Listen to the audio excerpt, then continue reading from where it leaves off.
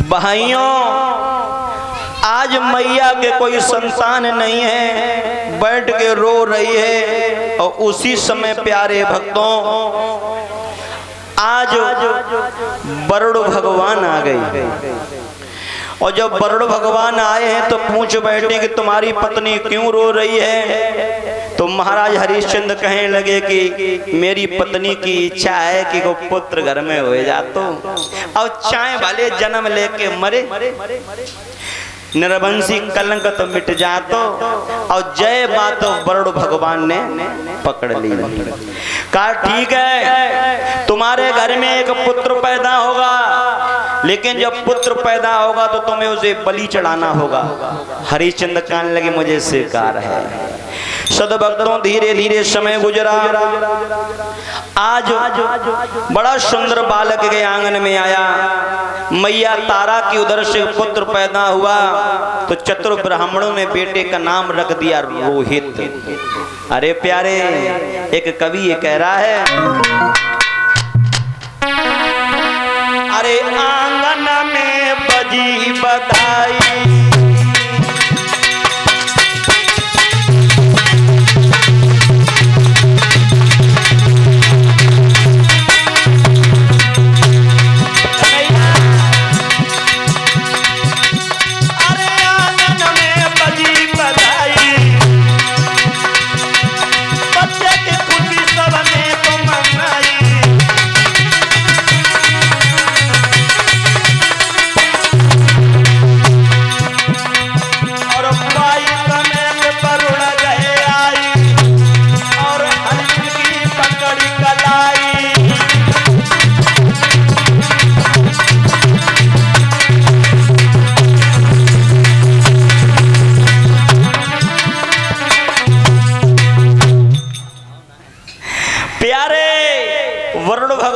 कलाई पकड़े कहा कि तुमने ये कहा था कि बालक पैदा होगा, हम हवन में चढ़ा देंगे।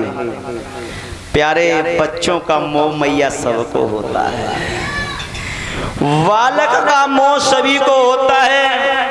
हरिश्चंद्र ने एक बात कही है, महाराज बालक अभी छोटा है, थोड़ा बड़ा होने दो। बालक के जब दांत निकल आएंगे तब हम बालक को हवन में। धीरे धीरे समय गुजरा। लोगों, जब रोहित पुत्र के दांत निकल के आ गए तो वरुण भगवान फिर आ गई और कही गए, हरिश्चंद्र क्या भूल गए हो, अब तो तुम्हारा पुत्र बड़ा हो गया, दांत भी निकल आए। तो हरिश्चंद्र ने फिर बात बदल दी कि महाराज, अरे ये तो दूध वाले दांत हैं, ये दांत ना है, बताए दे। आज प्यारे भक्तों, वायदा कर दिया है कि कुछ दिन के बाद आना। इधर मैया तारा को पता चली है कि मेरे बेटी की बलि चढ़ेगी। अरे प्यारे, आज मैया की आत्मा दहल गई। आज मैया ने अपने पुत्र रोहित को उठ लिया। एक बात कही है कि लला, मैं समझ गई हूँ कि जब घर में तेरा ठिकान होना है, इसलिए मेरी बात सुन मेरे पुत्र, मेरे लाल, चले जाओ तुम यहाँ से, चले जाओ। बजी जइयो लला, बजी जइयो लला, मेरे अंगना से बजी जइयो।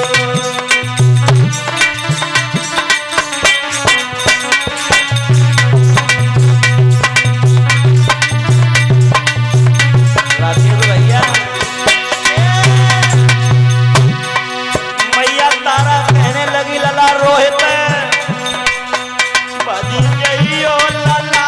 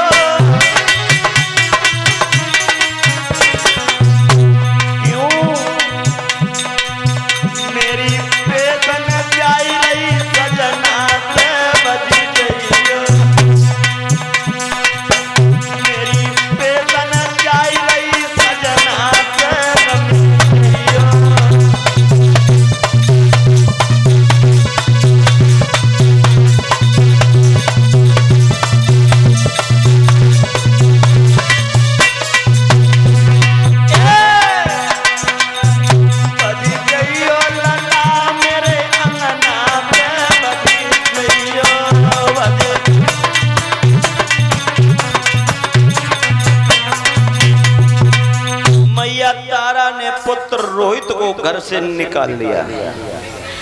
प्यारे भक्तों, अपने पुत्र को घर से भगा दिया। वरुण भगवान और राजा हरिश्चंद्र में फिर लड़ाई का समय आ गया।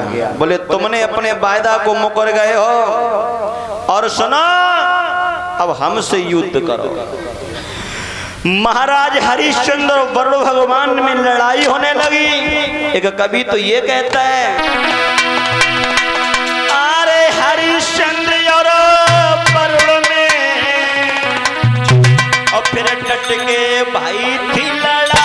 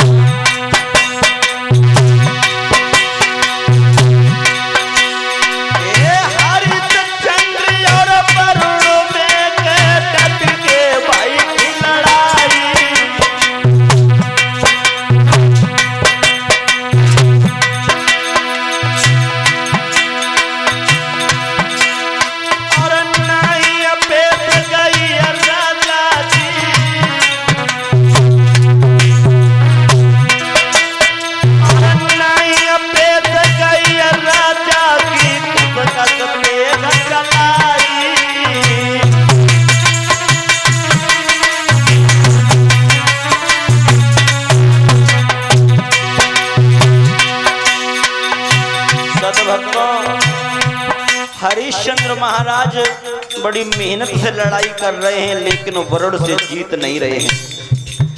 आज नतीजा क्या हुआ?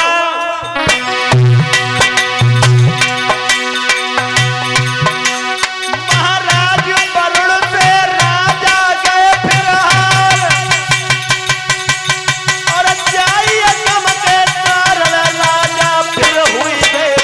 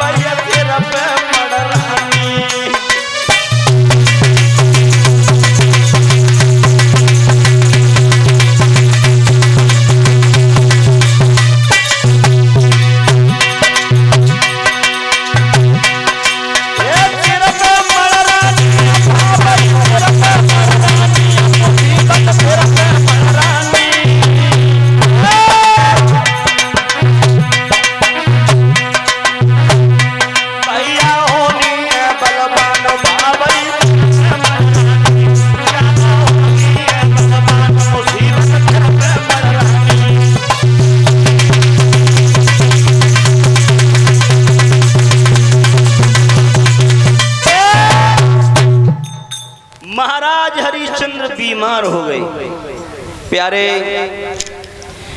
राजा हरिश्चंद्र जब बीमार हुए हैं, इधर रोहित एक वृक्ष के नीचे बैठ के सोच रहे हैं, भारी विधाता कैसी जिंदगानी है। अरे हम एक राजा के पुत्र हैं, आज मुसीबत और होनी कहां पर लेके आ गई। देखो विद्वानों, होनी किसी को मौका नहीं देती है। जो हमारे आपके किस्मत में लिखा है वो हो करके ही रहेगा। आज तुम रो क्यों रहे हो? क्या बात है?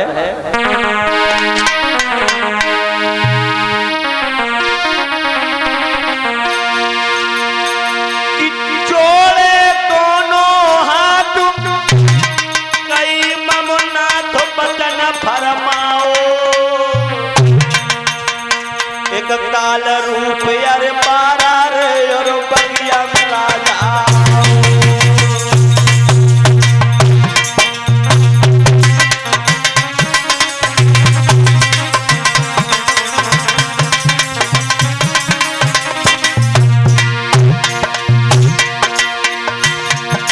ये जोड़े दोनों हाथ कहे ममनाथ बचन फरमाओ, बचन फरमाओ।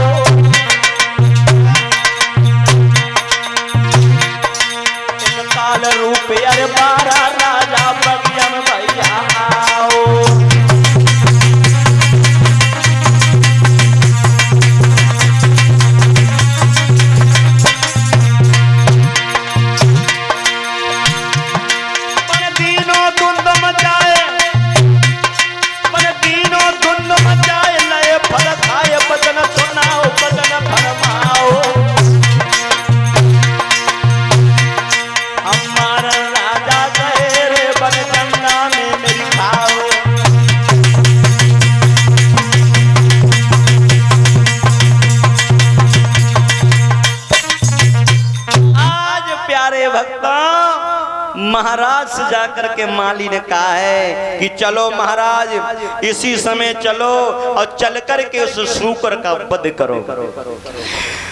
महाराज हरिश्चंद्र कहने लगे, हे माली अभी समय कौन सा है देख रहे हो? जय हो दादा, राधे राधे। ये संध्या का समय है और संध्या दिन रात का मिलन होता है। संध्या के समय अगर कोई या दुश्मन भी द्वार पे आए उसे भी मारना। माताओं, जब दिन ढल रहा हो, रात आने वाली हो, उस समय अगर दुश्मन भी तुम्हारे द्वार पे आए तो मारना नहीं चाहिए। एक बात कही है महाराज हरिश्चंद्र ने,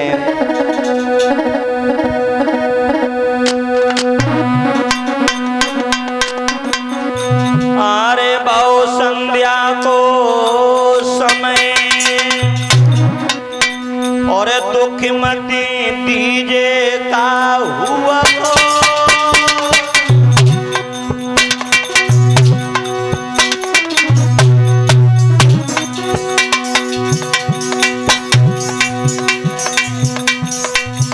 अरे बहु संध्या को समय दुख मती दीजे का हुआ को,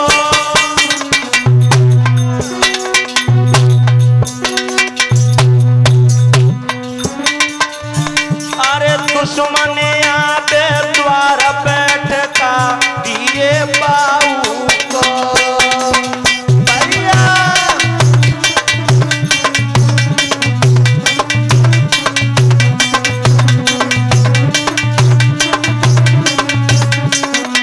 बाबा जी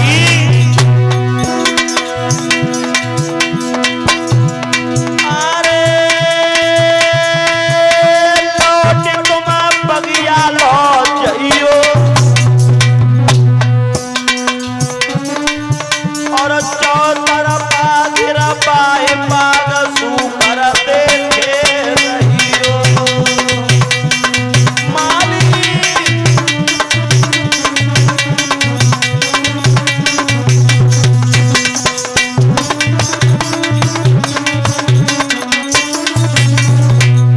हे माली चले जाओ, चले जाओ।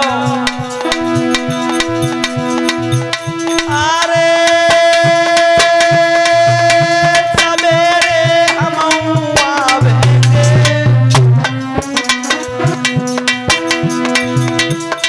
अरे सवेरे हम आवेंगे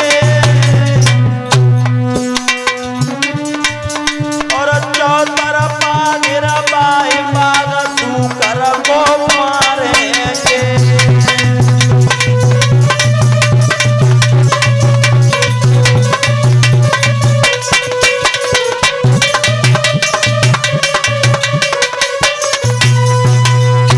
चले जाओ, प्रातः काल की बेला होगी तो शुक्र का हम वध करेंगे।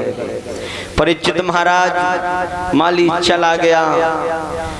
प्रातः काल की वेला वही है। पूरब में सूर्य भगवान ने जब आंखें खोली तो महाराज हरिश्चंद्र ने सेना तैयार की।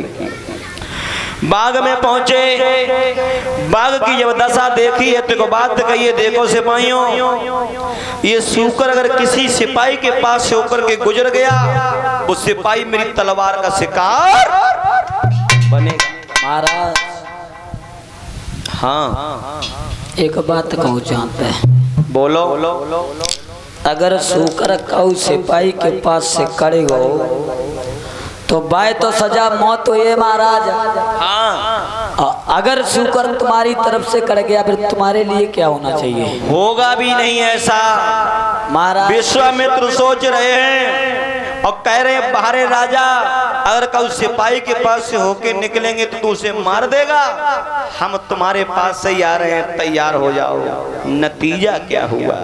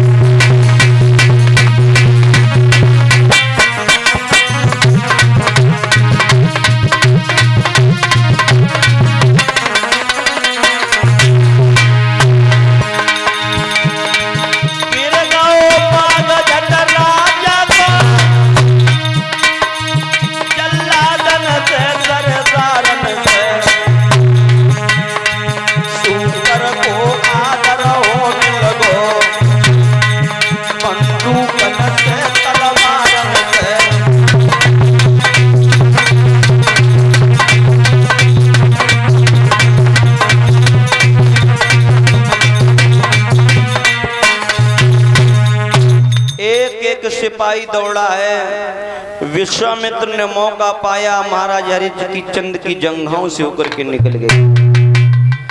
हरिश्चंद्र पीछा करने के लिए दौड़े, आगे जब जिस समय पहुंचे तो झाड़ी पाई है, झाड़ी पा करके भेष बदल लिया, बन गए सुंदर ब्राह्मण। और जब ब्राह्मण बने हैं तो हरिश्चंद्र पूछ रहे हैं कि तुम कौन हो? ब्राह्मण देव कह रहे हैं कि तुम कौन हो? बोले मैं त्रिशंकु पुत्र हरिश्चंद्र हूँ। ब्राह्मण देव कहने लगे, बाजी बात जिनका हम नाम सुन रहे थे आज उनके दर्शन हो रहे। अरे राजा, हम तो तुम्हारे पास के लिए जा रहे थे। हरिश्चंद्र कहने लगे, प्रभु क्यों क्यों? तो आज विश्वामित्र ब्राह्मण के रूप में कह रहे हैं कि हे राजन मेरी बात सुनो, मेरी बात सुनो, हम क्यों जा रहे थे? कि ब्राह्मण ने कही, और कुछ अधिक नहीं, और थोड़ा सा दान चुका राजन।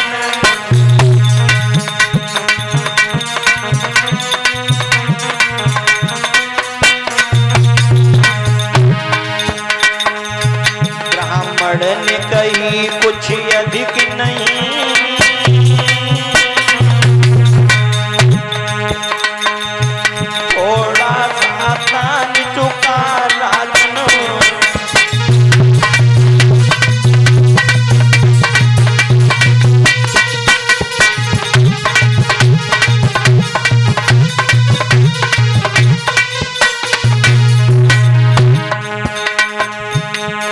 कुटिया घर में कुंवारी है, बक पीले हाथ करा राजन।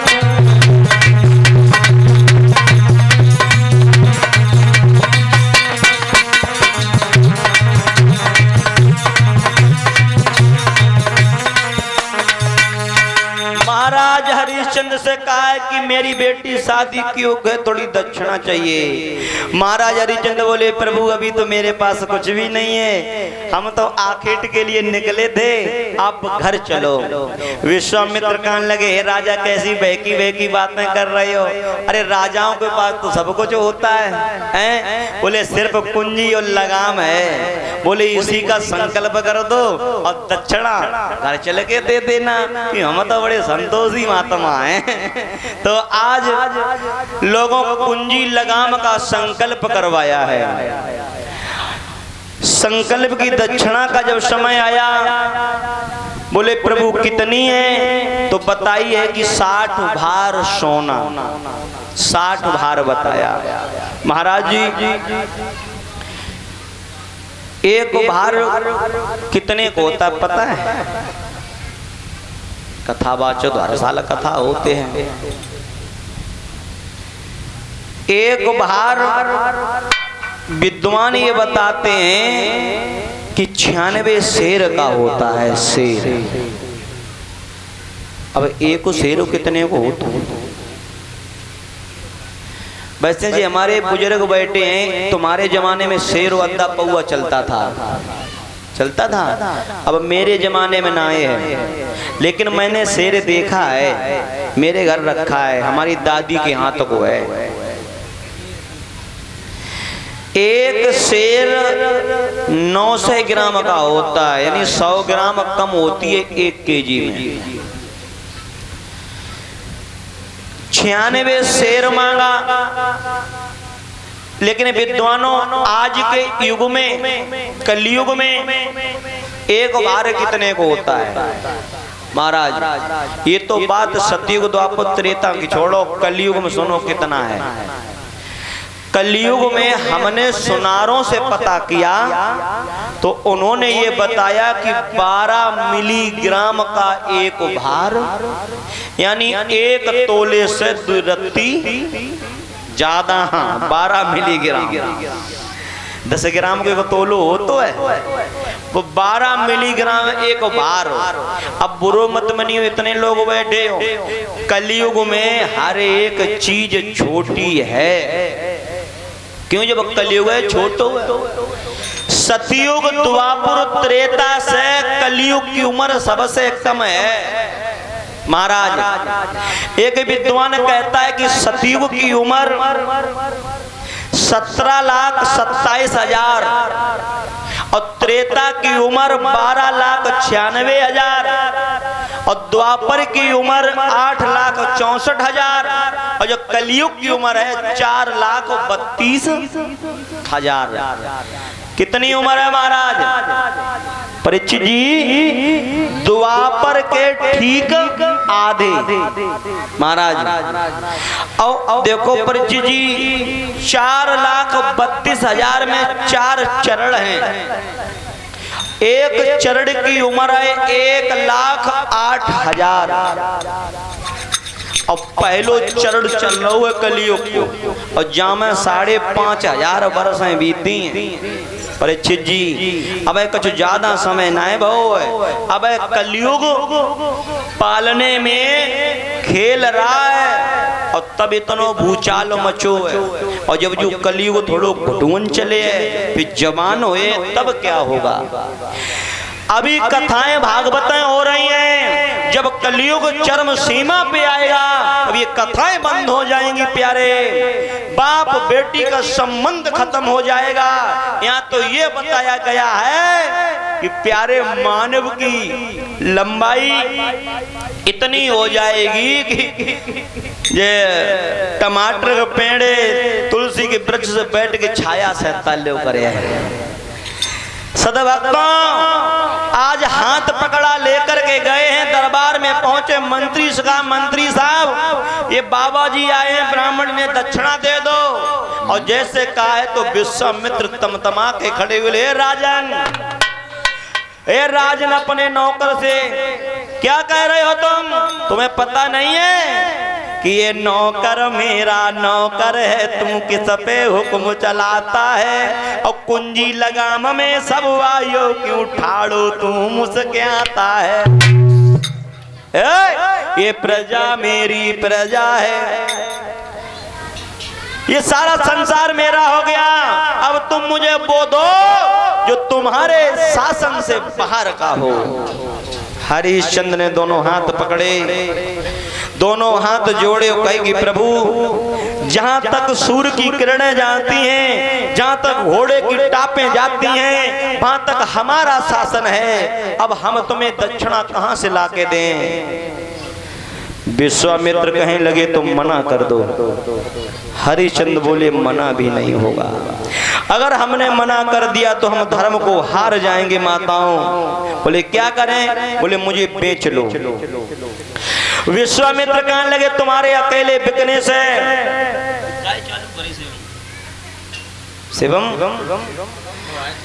तुम्हारे अकेले बिकने से ये 60 बार दक्षिणा पूर्ण नहीं होगी। बोले महाराज मेरे आंगन में एक पत्नी है जिनका नाम है तारा, अगर उनके बिकने से भी पूर्ण नहीं होती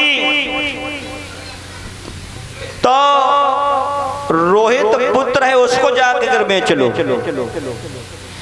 विश्वामित्र ने कहा जाओ पूछ के आओ, तुम्हारी रानी तुम्हारे साथ बिक जाएगी।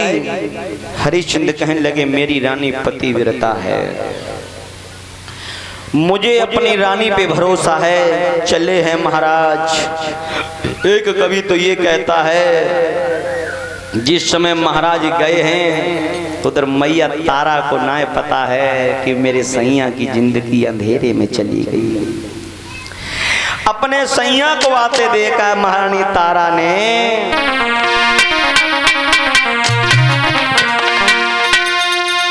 कि आवत देखे पिया मंगन बहुया खुशी बई भारी, और गए हाथ बलम को ले गई रे वो घर में आए सतबारी।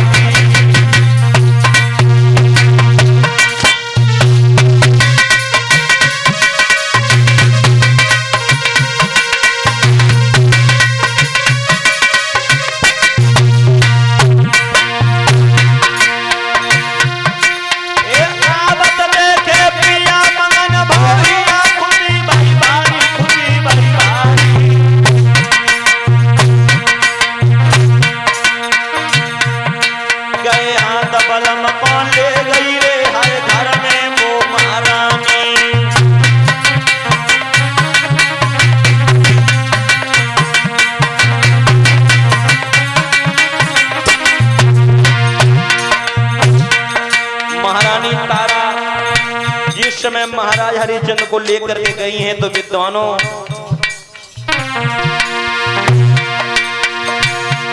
महारानी पलंग रखाओ और तापे पलम बिठाओ।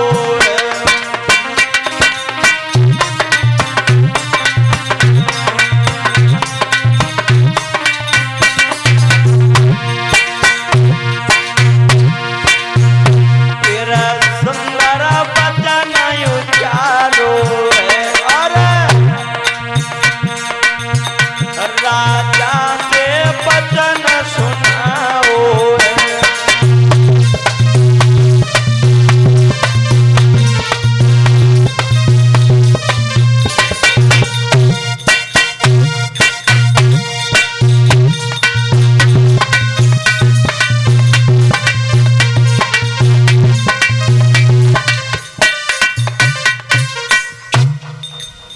महारानी तारा ने अपने पुत्र को माफ करना महाराज को देखा है तो बड़े प्रेम से आकर आसन डाल दिया। महारानी तारा ने जब सैया के चेहरा की उदासी देखी है तो पूछ बैठी है पिया, अरे जब कभी तुम मेरे महलों में आते थे तो बड़े खुशी से चेहरा कमल की तरह खिला रहता था, आज ये कुमला क्यों गया है? हरिश्चंद्र कहने लगे महारानी तारा आज गजब हो गया, एक विप्र के चक्कर में फंस के भूप ही अब लुट गया, अवधपुरी से ओ रानी दाना पानी छूट गया। एक बात कही है महाराज ने रो रो के,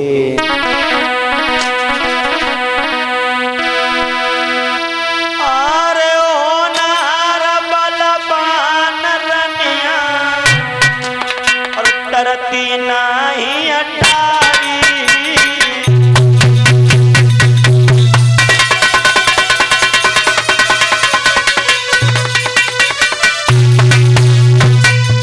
सत्यम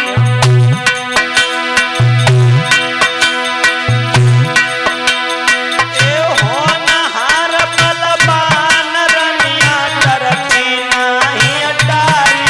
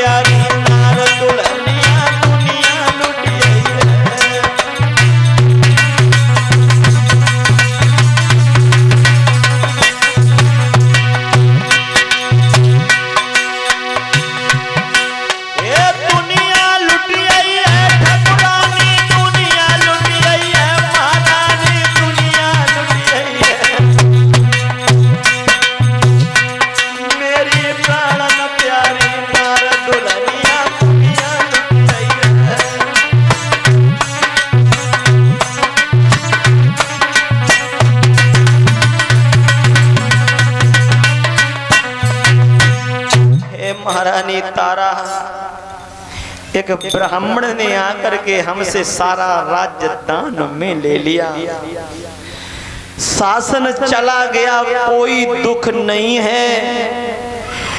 दुख तो इस बात का है कि शासन जाने के बाद अभी भी हम उस ब्राह्मण के ऋणी हैं।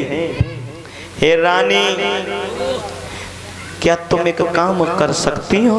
महाराज, हाँ। तुम तो ऐसे पूछ रहे हो जैसे मैं किसी और की पत्नी हूँ। महारानी, हाँ, एक बड़ी आशा लेकर के तेरे द्वार पे आए हैं। बात करे कहिए महाराज। रानी तारा, हाँ क्या तुम मेरे साथ बिक सकती हो?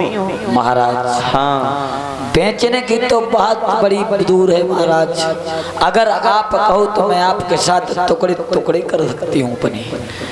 आज महारानी तारा ने कहा है कि महाराज